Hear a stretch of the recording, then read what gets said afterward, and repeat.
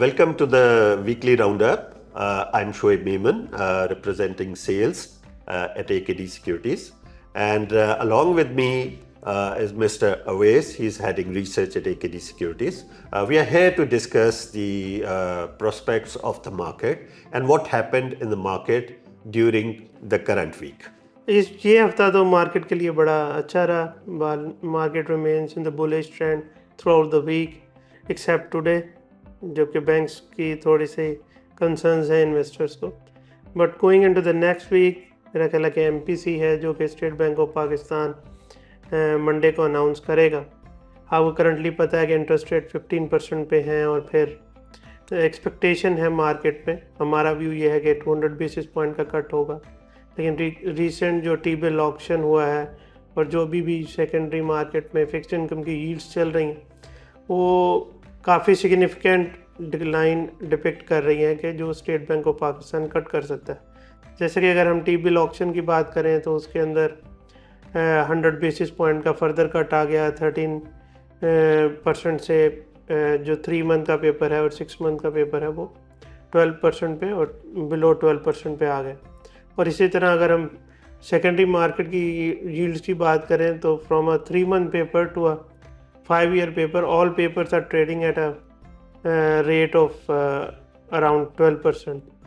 तो ये बड़ा एक के सिंक्रोनाइजेशन हो गई है कि यहाँ से फ्यूचर में भी लोगों को लग रहा है कि स्टेबिलिटी इन द मार्केट्स है, both on the inflation front और पॉलिसी कंसर्न्स भी जो टो हो गए. तो इस चीज़ को देखते हुए मार्केट आपको क्या लगता है कि नेक्स्ट वीक में मार्केट इस रेट कट के ऊपर जॉय करेगी या इसको ओवर सेलिब्रेट करेगी, या क्या किस तरह के इन्वेस्टर्स के सेंटिमेंट हैं इस टाइम के ऊपर?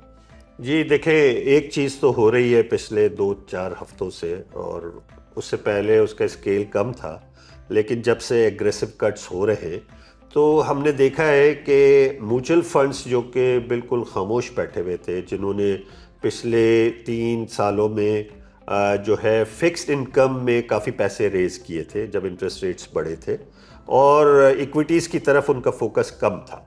लेकिन जैसे ही रेट्स गिरे हैं और गिरते जा रहे हैं तो उसके साथ साथ इनके पास कन्वर्जन्स हो रही हैं. और आप देखें कि इस हफ्ते भी म्यूचुअल फंड्स की तरफ से नेट इनफ्लो हुआ है काफ़ी अच्छा. तो ये पैसा जो है, नया पैसा जो फ्रेश पैसा आ रहा है, इसकी वजह से मार्केट ऊपर जा रही है. और आई थिंक ये फिनोमिना कंटिन्यू करेगा. इसमें बीच में करेक्शंस आती रहेंगी.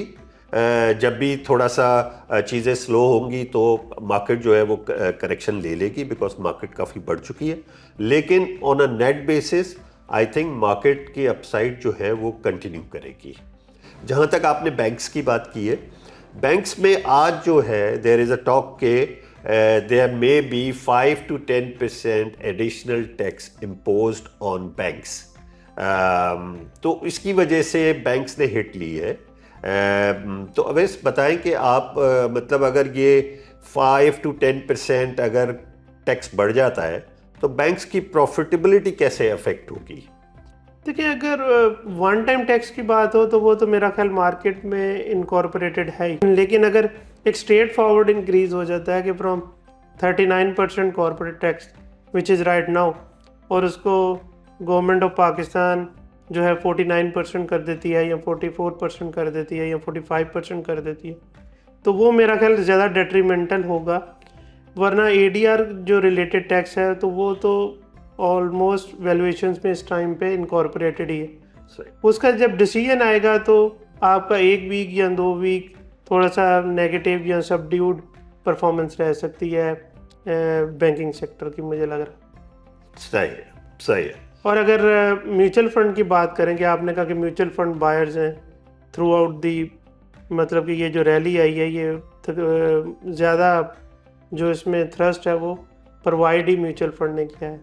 तो म्यूचुअल फंड की जो ग्रोथ हुई है कि 3 ट्रिलियन से क्रॉस कर गए हैं, 3.4 ट्रिलियन हो गए हैं.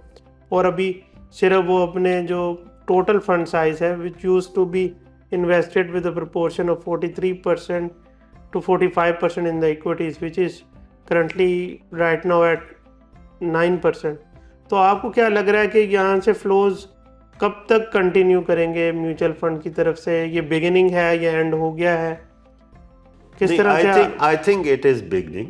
आई थिंक हमारे हिसाब से और मजीद फ्लोज आएंगे म्यूचुअल फंड्स के पास। और देखना ये है कि इंटरेस्ट रेट कट जो है वो क्या 13% पे रुक जाता है या उससे फर्दर जो है वो कट होगा। क्योंकि आप इन्फ्लेशन जो है मेरा ख्याल है आप जो है अंडर 7% एक्सपेक्ट कर रहे हैं फॉर FY25। हमारी इस साल की भी एक्सपेक्टेशन जो है वो 6.5% की है, विच इज़ लेस देन 7%। तो इन चीज़ों को देखते हुए फर्दर मॉनेटरी ईजिंग का स्पेस तो बन रहा है एसबीपी के पास। करेक्ट। तो ये अगर 200 बेसिस पॉइंट कट होता है तो नेक्स्ट एमपीसी में फर्दर कट्स हम देख सकते हैं। फिर later on it depends on the currency stability के भाई करेंसी कैसे प्ले करती है। लेकिन यूजुअली एक एंटिसिपेशन भी होती है कि जब करेंसी स्टेबल होगी तो फॉरेनर्स का इनफ्लो आएगा मार्केट के अंदर। लेकिन हमने देखा कि this time around currency stability तो रही लेकिन फॉरेनर्स का इनफ्लो नहीं आया। करेंसी स्टेबिलिटी की बात करें तो रुपये ने गेन किया तकरीबन पिछले 12 महीनों के अंदर 4% के करीब, और रीट भी हमारा बड़ा कंफर्टेबल लेवल्स पे है, करंट अकाउंट भी मैनेजेबल है। तो फिर फॉरेनर्स इक्विटी में क्यों आउटफ्लो नज़र आ रहा है हमें? जी आई थिंक उसके दो रीज़न है, बल्कि एक बड़ा रीज़न है।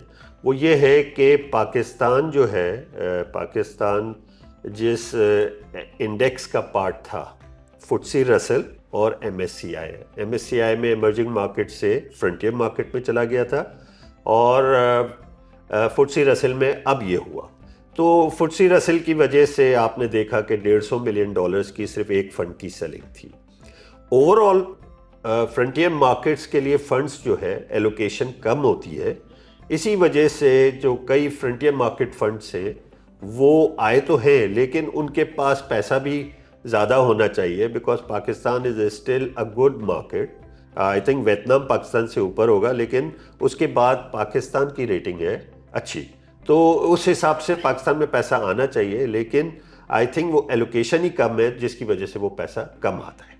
Thank you very much Avesh for joining us. It's my player. Viewers, इसी तरह की मजीद वीडियोस के लिए प्लीज़ कीप फॉलोइंग अस।